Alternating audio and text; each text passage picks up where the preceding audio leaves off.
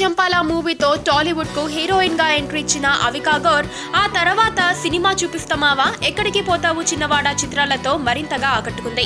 ఇటీవల ఒక టాలీవుడ్ చిన్న హీరో తనను ఇబ్బంది పెడుతున్నాడు అంటూ సంచలన వ్యాఖ్యలు చేసిన ఈ అమ్మడు బాలీవుడ్ లో ఒక టీవీ నటుడితో డేటింగ్ చేస్తుందంటూ తాజాగా ఈమెపై పలు వార్తలు మీడియాలో హల్చల్ చేయటం మొదలయ్యాయి.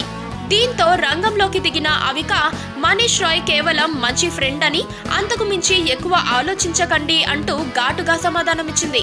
అయినా అంత పెద్ద తినితో నేను డేటింగ్ చేయడం ఏంటి అంటూ ఎదురు ప్రశ్న వేసింది.